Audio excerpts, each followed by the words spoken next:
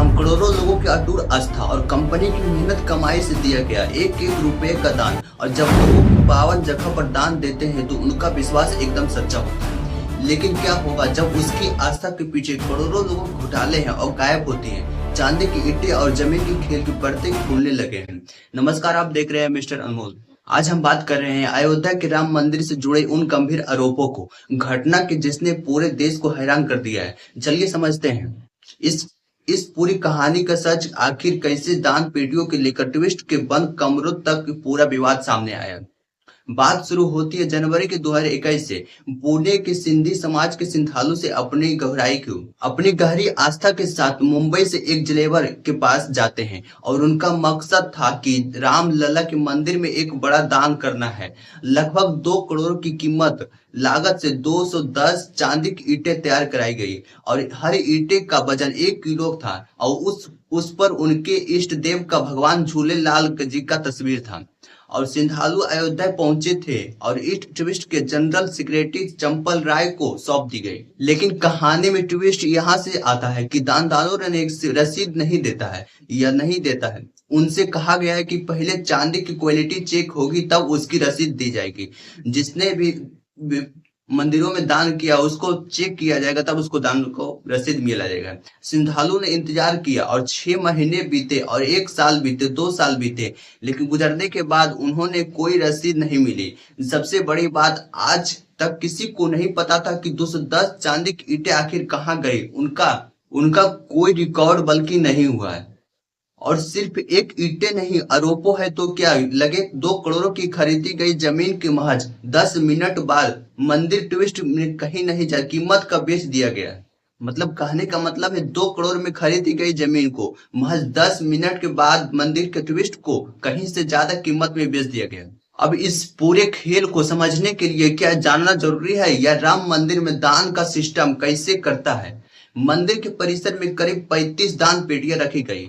जब ये भर जाती है तो पैसों को बड़े लोहे को बक्से में भरकर 200 मीटर दूर 80 पिलग्राम कलेक्शन सेंटर में ले जाया जाता है। वहां बेसमेंट में एक स्पेशल काउंटिंग रूम बना था जहां नोटों के सिक्कों और सोने के चांदी गहनों की गिनती होती थी।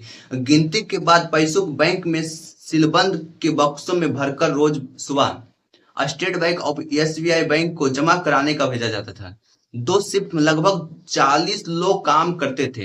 आम दिनों में 8 से 13 लाख और त्योहारों पर 50 से 60 लाख रुपए मंदिरों में दान आते थे। CCTV कैमरे के लगे थे। निगरानी का जिम्मा था कि श्री राम जन्मभूमि की तीर्थक्षेत्र था। 2020 में बने इस ट्विस्ट में 15 मेंबर थे, जिनमें सरकार BJP के RS से जुड़े प्रभावशाली के चेहरे शामिल थे। लेकिन कहा जाता है कि प्रशासन के फैसलों में सबसे ज्यादा पावर चंपल राय का था। चंपल राम के पास थे। इतने में सख्त सुरक्षा और CCTV के बावजूद गड़बड़ी कैसे शुरू हुई। आरोपों के मुताबिक चंपल राय ने मंदिर में कई काम अपने करीबियों को सौंप दी गई। इनमें से सबसे एक थे कि उनके पूर्व ड्राइवर रामशंकर यादव और टीपू यादव के बाद में उनके रिश्तेदार को शामिल हो गए। दान की निगरानी के लिए एक प्राइवेट एजेंसी रखी गई। काउंटिंग रूम में 3 तरह के लोग होते थे।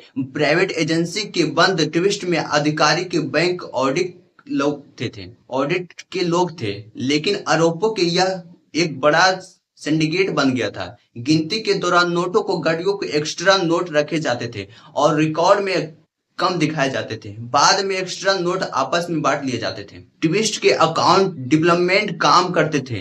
काम कराने वाले माहीपाल सिंह ने इस गड़बड़ी का खुलासा किया और सीनियर ने किया। अधिकारियों को शिकायत है कि SBI बैंक कुछ कर्मचारियों का शक जताते हुए उन्हें हटाने का सलाह दी गई, लेकिन उन्हें हटाया नहीं गया। सबसे बड़ा धमाका तब हुआ जब उन कर्मचारियों का संपत्तियों का बात सामने आई। जिन कर्मचारियों की महीने की सैलरी महज 14,000 से 20,000 रुपए थी, उन्होंने कुछ सालों के भीतर करोड़ों की प्रॉपर्टी बना ली। दावे के मुताबिक लव कुश मिश्रा के घर छापे की भारी की कैश मिली और DK तिवारी के घर करोड़ों की संपत्ति का आरोप लगा। अनुकूल मिश्रा ने फार्मा हाउस खरीद लिया और टीनू यादव की करीब 50 करोड़ की संपत्ति बनाने का आरोप लगे। सिर्फ नगद नहीं, सिंधालुओं द्वारा चढ़ाए गए सोने चांदी के हर बालिया और अन्य कीमतों सामान के गायब होने के दावे आए सामने। जब आस्था के नाम पर आ रहे करोड़ों के रुपए के दान के सही हिसाब न मिले तो 210 चांदियों की ईंटें गायब हो जाए तो सवाल उठना लाजमी जरूरी है। 210 चांदी की ईंटें गायब हो जाए तो पब्लिक का भी रिएक्शन बहुत दिल से बहुत सवाल उठना जरूरी है। यह मामला केवल पैसों का चोरी का नहीं है, बल्कि करोड़ों श्रद्धालुओं को भरोसे के साथ दिए गए खिलवाड़ का है। ऐसे पवित्र स्थानों पर पाई पाई का हिसाब पूरी परिस्थितियों में होनी चाहिए।